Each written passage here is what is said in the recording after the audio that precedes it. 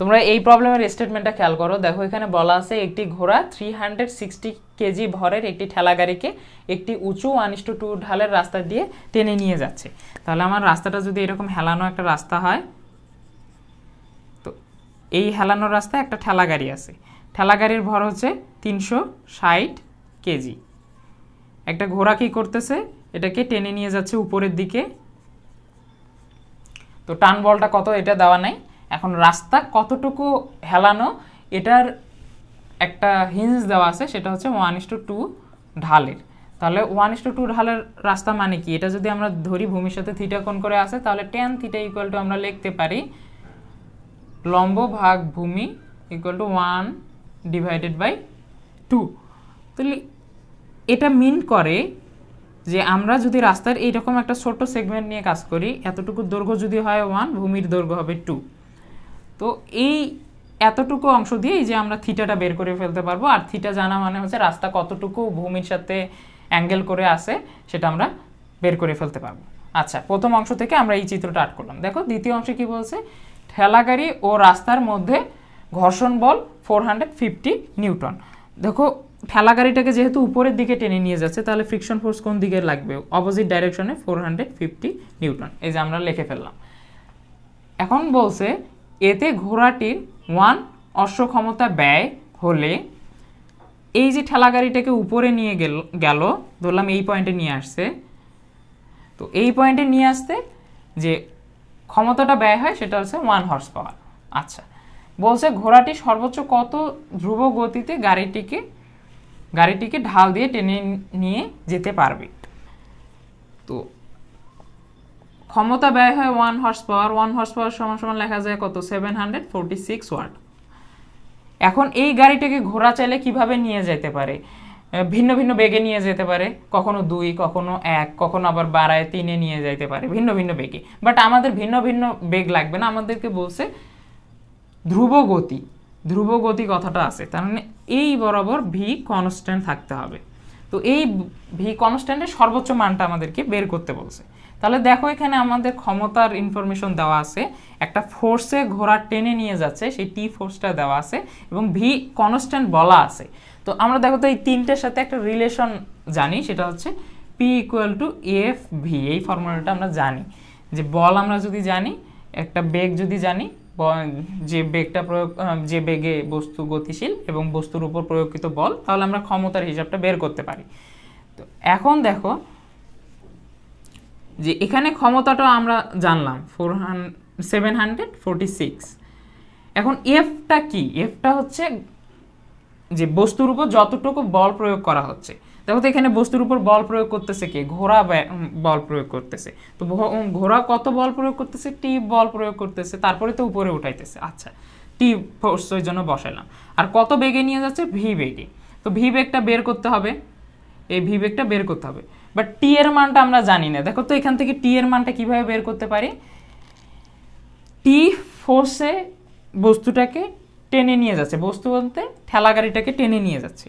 তাহলে টেনে নিয়ে যেতে গেলে তাকে কোন কোন বলের বিপক্ষে কাজ করতে হচ্ছে, একটা হচ্ছে ফ্রিকশন ফোর্স 450 নিউটন, আরও একটা ফোর্স আছে সেটা হচ্ছে গ্র্যাভিটেশনাল ফোর্স। দেখো এখানে বস্তুর ভর একটা আছে না, এম ভর, তাহলে গ্র্যাভিটি তাকে এমজি ফোর্সে নিচের দিকে টানতেছে। তাহলে এমজিকে যদি দুটো উপাংশে আমরা ভাগ করে দেই, দেখো এই কোণ যদি আমরা থিটা কল্পনা করি, তাহলে এই কোণ কত হবে, থিটা। তাহলে এটা আমরা লিখতে পারি এমজি কস থিটা, আর এইটা লিখতে পারি এমজি সাইন থিটা। এখন দেখো এম জিটাকে আমরা যেহেতু ভাগ করে দিছি, এটা ফার্স্টে মিশাই দেই। আচ্ছা, এটা মিশাই দিলাম। এখন আমাদের দুইটা উপাংশে পায়ে গেছি। এটা আমাদের টি ফোর্সে কোনো ইফেক্ট ফেলবে না, ঘোড়ার উপর কোনো ইফেক্ট ফেলবে না, কারণ কি এটা ভূমি বরাবর লম্ব বরাবর আছে। বাট ঘোড়ার উপর ইফেক্ট ফেলবে কি, দেখো এমজি সাইন থিটা। কারণ কি, এমজি সাইন থিটা চাবে কি, এই যে ঠেলা গাড়িটা যাতে নিচের দিকে আসে, উপরের দিকে না যায়, নিচের দিকে আসে। তাহলে ঘোড়াটাকে কি কি করতে হবে, এক হচ্ছে এই যে অভিঘর্ষণ যে বলটা নিচের দিকে পড়ার ট্রাই করতেছে, সেই ফোর্সটাকে ঠেকাইতে হবে, প্লাস হচ্ছে ফ্রিকশন ফোর্সটাকে কাটায় তারপরে তো বস্তুটাকে উপরের দিকে আনতে হবে। তাহলে আমরা যদি চিত্রটা ভালো করে আর্ট করি, তাহলে দেখো এই যে এখানে হচ্ছে আমাদের ঠেলা গাড়ি, ঠেলাগাড়ির সামনের দিকে ঘোরা বল দিতেছে টি, নিচে একটা mg sin থিটা ফোর্স আছে, আরও একটা ফোর্স আছে সেটা হচ্ছে 415 নিউটন, এটা হচ্ছে ফ্রিকশন ফোর্স দেওয়া আছে। তো এই দুইটা বলকে মোকাবেলা করে বস্তুটাকে উপরে নিয়ে যাইতে হবে। এখন আমরা তাহলে লিখতে পারি যে এই টি সমান সমান হবে, এক হচ্ছে ফ্রিকশন ফোর্স প্লাস আরেকটা হচ্ছে গ্র্যাভিটেশনাল যে ফোর্সটা আছে সেই ফোর্স, তার সাথে ভি গুণ। দেখো টি ফোর্স, এই যে ঘোড়ার প্রয়োগকৃত বল, যদি এই দুইটা ফোর্সের সমষ্টি সমান হয় তখন কি হবে, এফ নিট ফোর্স সমান সমান 0 হবে। আর এফ নিট ফোর্স 0 মানে কি, এ সমান সমান 0, এ হচ্ছে ত্বরণ, ত্বরণ সমান সমান 0। এখন ত্বরণ যদি 0 হয় তাহলে ভি কি হয়, কনস্ট্যান্ট হয়। দেখো আমাদের কন্ডিশন মিলে গেছে। এখন তো এটা আমরা জানি 746, এটা হচ্ছে 450 প্লাস এম ভর হচ্ছে 360 দেওয়া আছে, জি এর মান 9.8। দেখো সাইন থিটা সমান সমান কি, ট্যান থিটা যদি হাফ হয় সাইন থিটা সমান সমান কি হবে, 1/√5, এই যে অতিভুজের মান √5, তাহলে 1/√5। এখন হবে ভি। দেখো এখান থেকে ভি যদি তুমি ক্যালকুলেট করো, ভি যদি এবার ক্যালকুলেশন করো তাহলে তুমি পাবা 0.367 মিটার পার সেকেন্ড। তো এটা হচ্ছে আমাদের এই যে ভি কনস্ট্যান্ট ফোর্সের মান। পরবর্তী অংশ দেখো কি বলছে, ঘোড়াটির ক্ষমতার কত অংশ ঘর্ষণে এবং কত অংশ অভিকর্ষের কারণে ব্যয় হয়। দেখো তো এখানে বলের আমাদের কয়টা অংশ পাইছি আমরা, একটা হচ্ছে ঘর্ষণ বল আর একটা হচ্ছে অভিকর্ষজ বল। ঘর্ষণ বলকেও মোকাবেলা করতে হইতেছে, অভিকর্ষজ বলকেও মোকাবেলা করতে হইতেছে। তাহলে এই যে মোট ক্ষমতা কত ব্যয় হয়েছে, 746। 746-এর একটা অংশ ঘর্ষণ মোকাবেলায় কাজ করবে আর একটা অংশ অভিকর্ষজ বল মোকাবেলায় কাজ করবে। তাহলে দেখো তো ঘর্ষণের কারণে কতটুকু ক্ষমতা যায়, ঘর্ষণের কারণে 450 ইন্টু ভি, ভি এর মান 0.367 মিটার পার সেকেন্ড আমরা পাইছি। এত ডিভাইডেড দিলাম হচ্ছে আমাদের যে টোটাল বা মোট যে ক্ষমতা ইউজ হয়েছে সেই মোট ক্ষমতাটা ইন্টু 100%। তাহলে দেখো তো কত পার্সেন্ট ক্ষমতা আমার ঘর্ষণে ব্যয় হয়েছে, এটা আমরা পাইলাম না এই দিয়ে অংশটুক দিয়ে। তাহলে এটার অ্যান্সার দেখবো মোটামুটি 22%-এর কাছাকাছি আসবে। এখন দেখো বাকি থাকে কত, বাকি যে অংশটা আছে সেটা পুরোটাই কিসে ব্যয় হয়েছে, অভিকর্ষজ বল মোকাবেলার ক্ষেত্রে। তাহলে এই যে 100% থেকে আমি 22% বিয়োগ দিই, তাহলে দেখবা 78%-এর কাছাকাছি, এগুলো হচ্ছে কাছাকাছি, দশমিক আসবে। তো এই কাছাকাছি একটা রেজাল্ট তোমরা পাবা। দেখো আমাদের এই প্রবলেমটাতে কি বলছে, এই প্রবলেমটাতে বলছে মেঘের অবস্থান ভূমি হতে 1 কিলোমিটার উচ্চতায়। এটা যদি আমাদের ভূমি হয়, ভূমি থেকে 1 কিলোমিটার উচ্চতায় এই যে আমাদের মেঘটা আছে, তো এদের হাইট হচ্ছে 1 কিলোমিটার, এবং এই উচ্চতা থেকে বৃষ্টিপাত ঘটায়। দেখো বৃষ্টিপাত ঘটতেছে, বৃষ্টির পানি 1 × 10⁻² মিটার পুরু হয়ে 1 কিলোমিটার স্কয়ার জায়গা আবৃত করলে। তো এখানে একটা জায়গা আমরা চিন্তা করি যে এই যে ভূমিতে এরকম গোলাকৃতির এরকম একটা সারফেস আছে, তো সারফেস না, এরকম একটা সিলিন্ডার, মনে করো সিলিন্ডার আকৃতির একটা জায়গা কল্পনা করলাম, যার উপরের অংশটুকুর ক্ষেত্রফল হচ্ছে 1 কিলোমিটার স্কয়ার, এবং এই যে পুরুত্বটা হচ্ছে 1 × 10⁻² মিটার। এতটুক জায়গায় কি করে পানিটা, বৃষ্টির পানি পূর্ণ করে, এই যে পূর্ণ করলো।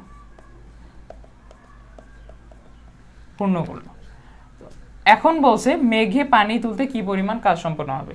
দেখো ইনিশিয়াল অবস্থায় কি ছিল, মেঘ ছিল না, এই কন্টিনেন্টটা ফিল ছিল। তো এই কন্টিনেন্টটা বাষ্প হয়ে কি হয়েছে, মেঘ হয়েছে, এবং মেঘের অবস্থানটা 1 কিলোমিটার উচ্চতায়। তো এই যে মেঘ গঠন করতে কতটুকু কাজ করতে হয়েছে, এখন আমরা জাস্ট বের করব কি এই প্রবলেমের সলিউশনের ক্ষেত্রে, যে মেঘে পানি তুলতে কতটুকু কাজ করতে হয়েছিল, এই পানিগুলোকে এই পজিশনে আনবো, এতে আমাদের কতটুকু কাজ ব্যয় হবে। তো এটাই জানতে চাইছে। তো এখানে দেখো উপরের পৃষ্ঠটা 1 কিলোমিটার স্কয়ার, আমরা এখানে একটা সিলিন্ডারিক্যাল বস্তু কল্পনা করছি, এটা যে কোনো আকার আকৃতির বস্তু হইতে পারে, বাট আমরা হিসাবের সুবিধার জন্য কিন্তু এটা ধরে নিছি। এখন আমরা কি জানি ডাব্লিউ সমান সমান এম জি এইচ। দেখো এম হচ্ছে এই যে টোটাল পানি, এই পানিটাকে তো আমরা উপরে উঠাইছি ঠিক না, তাহলে এতটুকুর ভর হচ্ছে এম। তাহলে এতটুকুর ভর ফার্স্টে মেজারমেন্ট করি। কিভাবে মেজারমেন্ট করব? দেখো ফার্স্টে আয়তন নিব, তার সাথে রো গুণ দিব, তাহলে আমরা ভর পেয়ে যাব পানির ভর, তার সাথে আমরা জি গুণ দিব, এটা হচ্ছে অভিকর্ষ ত্বরণ। এখন দেখো তো এইচটা আসলে কত হবে, আমরা কিন্তু এইচ 1 কিলোমিটার বলতে পারবো না। দেখো এখানে কি আছে, এটা একটা এই যে সিলিন্ডারকার বস্তু পূর্ণ আছে না, তার উপরের সারফেস থেকে আমরা মেজারমেন্ট করছি 1 কিলোমিটার উচ্চতা। এটার পুরুত্ব দেওয়া আছে দেখো 1 × 10⁻⁻² মিটার। এখন এটা পুরোটুকুই কি পানি দিয়ে ভর্তি, তাহলে আমরা যদি পুরো পানিটাকে বাষ্প করে উপরে নিতে চাই তাহলে আমরা কতটুক নিয়ে মেজারমেন্ট করব, হাইটটা কোথা থেকে মেজারমেন্ট করব? ভর কেন্দ্র থেকে না, ঠিক কুয়ার অঙ্ক যেভাবে আমরা করছি সেই রকম ভর কেন্দ্রের সরণ হিসাবে। তাহলে দেখো তো আমাদের এই যে হাইটটা, এই পয়েন্ট থেকে পানি এই পর্যন্ত উঠাইতে হবে না, এই যে মিডিল পয়েন্ট থেকে। তাহলে এতটুকুর হাইট এই সমান সমান কি হবে? এই সমান সমান হবে 1 কিলোমিটার, যেটাকে মিটারে করলে 1000 মিটার, প্লাস 1 × 10⁻² ডিভাইডেড বাই 2। তাহলে এতটুকু হাইটে আমাদের পানি উঠাইতে হইতেছে। তাহলে এখানে কি লিখলাম, এইচটাকে চেঞ্জ করে বড় হাতের এইচ দিয়ে রিপ্রেজেন্ট করলাম, এই এইচটা। এখন আমরা মানগুলো বসাই। দেখো ভি এর মান কত? ভি এর মান হবে দেখো ক্ষেত্রফল ইন্টু এই যে পুরুত্ব যেটা আছে, সেই পুরুত্বটাকে যদি আমরা ছোট হাতের এইচ কনসিডার করি, তাহলে ছোট হাতের এইচ এটা হবে হচ্ছে আমাদের আয়তন। দেখো ক্ষেত্রফল কত, বৃত্তাকার পৃষ্ঠের ক্ষেত্রফল 1 কিলোমিটার স্কোয়ার, এটাকে যদি মিটার স্কোয়ারে করি 10⁻³ তার উপর স্কোয়ার, এভাবে আমরা মিটার স্কোয়ার করতে পারি। তার সাথে গুণ দেবো হচ্ছে এইচ 1 × 10⁻²।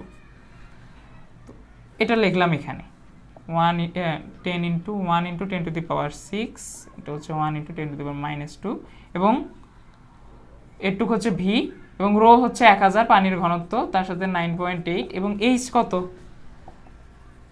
1000 প্লাস 0.5 × 10⁻²। এতটুকু যদি আমরা হিসাব করি তাহলে দেখো 9.8 × 10⁻10 জুল। তার মানে এই যে আমরা পানিটাকে উপরে উঠাবো মেঘে, এটা উঠাইতে আমাদের ঠিক এতটুক জুল কাজ করতে হবে। এই প্রশ্নে আমাদের কাছে 4টা ঘনক দেওয়া আছে, যার প্রত্যেকটার আয়তন 0.125 মিটার কিউব করে এবং প্রত্যেকটার ভর 250 কেজি করে। এই 4টা ঘনককে আমরা কি করলাম, একটার উপর একটা এভাবে সাজাইলাম, দিয়ে একটা স্তম্ভ আকৃতির স্ট্রাকচার গঠন করলাম। এখন আমাদের প্রশ্নে বলছে এই স্ট্রাকচার গঠন করতে কতটুক কাজ আমাদেরকে করতে হয়েছে। তো আমরা কি জানি যে একটার উপর একটা ইট যদি এভাবে আমরা রাখি, প্রত্যেকটা ইটের হাইট যদি এইচ এবং ভর যদি এম করে হয়, তাহলে আমরা এন সংখ্যক ইট যদি এভাবে রাখি, তাহলে আমাদের কৃত কাজের পরিমাণ হয় n × n-1 divided by 2 mgh। তাহলে আমরা ঠিক এই ফর্মুলাটা এই প্রবলেমের ক্ষেত্রে ইউজ করব। তো এখানে আমরা তো হাইটটা জানি না, তো হাইটটা ফার্স্টে বের করে নিই। হাইট এইচ ইকুয়াল টু হবে প্রত্যেকটা ব্লকের হাইট, তো আমরা আয়তনকে ঘনমূল করি, দেখো 3√1.25, তাহলে এটাকে যদি ক্যালকুলেটরে হিসাব করো 0.5 মিটার, তাহলে প্রত্যেকটার হাইট 0.5 মিটার করে পেয়ে যাবো। তাহলে W = n × n-1 divided by 2 mgh। তাহলে n কয়টা রাখছি আমরা, 4টা, তাহলে 4 4 - 1 ডিভাইডেড বাই 2। ভর প্রত্যেকটার ভর আছে হচ্ছে 250 কেজি করে, 9.8, এবং হাইট পাইলাম হচ্ছে 0.5। এটা যদি আমরা ক্যালকুলেটরে হিসাব করি তাহলে আমরা পাচ্ছি হচ্ছে 7350 জুল। আর এই ফর্মুলাটা আমরা কিভাবে পাইলাম এটা তোমরা চিন্তা করবা, যেহেতু এটা প্রবলেম সলভিং ক্লাস, তো আমি এই ফর্মুলার ডেরাইভটা তোমাদেরকে দেখাইলাম না। তোমরা একটু চিন্তা করলে ভর কেন্দ্রের যে সরণটা আছে, সরণ দিয়ে এইভাবে ইট সাজাইতে কৃতকাজের পরিমাণ এটা পাবা। তোমরা চাইলে এটা ট্রাই করতে পারো। আমরা একটা বাস্তব ঘটনা চিন্তা করি যে আমাদের হাতে একটা বল আছে, বলটাকে কি করলাম আমরা সার্টেন হাইট থেকে ছেড়ে দিলাম। তো ছেড়ে দিলে কি হবে, সেটা ভূমিতে ড্রপ খাবে। ভূমিতে ড্রপ খায় কিন্তু কখনোই সে আগের অবস্থানে ফিরবে না। কারণ কি, প্রত্যেকটা ড্রপে কি হবে, তার এনার্জি লস হবে। এখন এনার্জি যদি লস হইতে থাকে, দেখো এই অবস্থান থেকে আমি বলটাকে ছাড়লাম, ভূমিতে ড্রপ খাইলো, এনার্জি লস হলো, দেন আগের অবস্থায় ফিরবে না, এই অবস্থায় আসলো, দেন আবার ড্রপ খায়, আবার এনার্জি লস হয়, আবার উচ্চতাটা কিন্তু কমে আসলো, ঠিক আগের অবস্থায় কিন্তু ফিরতেছে না। ঠিক এই বাস্তব ঘটনা রিলেটেড এই ম্যাথটা, এই ম্যাথে দেখো বলা আছে 10 মিটার হাইট থেকে আমরা একটা বলকে ছেড়ে দিলাম, প্রত্যেকটা ড্রপে তার 50% এনার্জি লস হয়। বলছে যে দ্বিতীয়বার ড্রপে কতটুকু উচ্চতায় উঠবে। তাহলে দেখো আমরা প্রথম ক্ষেত্রে একদম যখন উপরে ছিল তার মধ্যে মোট এনার্জি কিভাবে মেজার করব, mgh এতটুকু বিভব শক্তি তার মধ্যে আছে, ঠিক এই এনার্জিটা থেকে ছেড়ে দিলাম। এখন বলছে 50% লস হয়, তার মানে একবার যদি ড্রপ খায়, ধরলাম এখানে একবার ড্রপ খাইলো, তাহলে কতটুক চলে গেল, অর্ধেক এনার্জি চলে গেল, বাকি থাকে কত, অর্ধেক। সেই অর্ধেক এনার্জি নিয়ে সে কি এই হাইটে উঠছে না, তাহলে এই হাইটের ক্ষেত্রে এটা যদি W1 ধরি, এখানে এনার্জি কত হবে, mgh ডিভাইডেড বাই 2, কারণ কি 50% তার লস হয়ে গেছে, মানে অর্ধেক হয়ে গেছে। এখন এই এনার্জি নিয়ে সে কি করলো, আবার ভূমিতে আঘাত করলো, ভূমিতে আঘাত করলে দেখো তার এনার্জি কি হবে, আরও 50% চলে যাবে। ঠিক এই W1 এর 50% চলে গেল, থাকে কত, W1 এর অর্ধেক থাকে, সেই অর্ধেক নিয়ে সে ঠিক এই উচ্চতায় উঠবে। তাহলে এটাকে আমরা W2 বলতে পারি। তাহলে আমরা কি লিখতে পারি, mgh ডিভাইডেড 2 × 2, দ্বিতীয়বার ড্রপে তার মধ্যে এনার্জি কত আছে, mgh ডিভাইডেড বাই 2 × 2। এই এনার্জি নিয়ে সে কি করছে, এই হাইটে ম্যাক্সিমাম উঠছে। তাহলে আমরা লিখতে পারি না mgh divided by 2 × 2 equal to mg বড় হাতের h। তো এই ইকুয়েশনটা কিন্তু আমরা লিখতে পারি। তাহলে দেখো mg ক্যান্সেল, তাহলে h ইকুয়াল টু হবে h/4, h এর মান 10 ডিভাইডেড বাই 4, 2.5 মিটার। তার মানে এই কেসে দুইবার ড্রপ খাওয়ার পর সে সর্বোচ্চ 2.5 মিটার উচ্চতায় উঠবে। এখন তোমাদের কাছে আমার কোশ্চেন যে এখানে তো দুইবারের কথা বলা আছে, তোমাকে যদি বলা হয় 20 বার ড্রপ খাওয়ার পর, তখন তো তুমি আর এরকম অর্ধেক অর্ধেক করে চিন্তা করতে পারবে না। তো তোমরা একটা ফর্মুলা ডেরাইভ করবা যে n বারের ক্ষেত্রে কি হবে, যদি n বার কোনো ড্রপ খায় তখন কি হবে, প্লাস এর সাথে আর একটা ম্যাথ খেয়াল করবা যে একটা সিঁড়ির অঙ্ক আছে, যে আমরা সিঁড়িতে ড্রপ খাওয়াচ্ছি, যে মনে করো ফার্স্টে একবার এখানে ড্রপ খাইলো, দেন সেকেন্ডে এখানে, দেন সেকেন্ডে এখানে। তো এই ক্ষেত্রে বলবে যে পঞ্চম সিঁড়ি থেকে, ফিফথ সিঁড়ি থেকে ঠিক দ্বিতীয় মানে 5 বার ড্রপ খাইলো বা যতবারে হয়, দেখবা যে কত হাইট উচ্চতায় থাকবে। এটা একবার মেজারমেন্ট তোমরা করবা। আমাদের কাছে 10টা ইট আছে, 10টা ইটকে আমরা একটার উপর একটা সাজায়ে 0.5 মিটার উচ্চতার একটা স্তম্ভ তৈরি করছি। প্রত্যেকটা ইটের ভর 1 কেজি করে, এবং প্রত্যেকটা ইটের যে উচ্চতা সেটা হচ্ছে 5 × 10⁻⁻2 মিটার করে। এখন আমাদেরকে নির্ণয় করতে হবে এই যে আমরা যে স্তম্ভটা তৈরি করছি, সেই স্তম্ভ তৈরি করতে কৃতকাজের পরিমাণ কত। এখন আমরা জানি কৃতকাজের পরিমাণ একটার উপর একটা এরকম করে যদি আমরা কোনো একটা স্ট্রাকচার তৈরি করি, সেখানে যদি n সংখ্যক ইট থাকে, সেক্ষেত্রে ফর্মুলাটা হয় n × n-1 divided by 2 mgh, এই ফর্মুলাটা হয়। তাহলে এখানে দেখো n কয়টা ইট ইউজ করছি, 10টা, 10 × 10-1 মানে হচ্ছে 9 ডিভাইডেড বাই 2, প্রত্যেকটার ভর হচ্ছে 1 কেজি, g হচ্ছে 9.8, এবং প্রত্যেকটার হাইট দেখো এখানে h সমান আমরা লিখতে পারি t, এই t এর মানটা দেওয়া আছে হচ্ছে 5 × 10⁻²। এটা হচ্ছে আমার প্রত্যেকটার হাইট, t এখানে মেজার করতেছে। এটা আর এটা আবার মিলাই দিও না। তাহলে এতটুক যদি তোমরা ক্যালকুলেটারে হিসাব করো, দেখো তাহলে এটার অ্যান্সার আসবে 22.05 জুল। তাহলে এতটুক কাজ আমাদেরকে করতে হবে।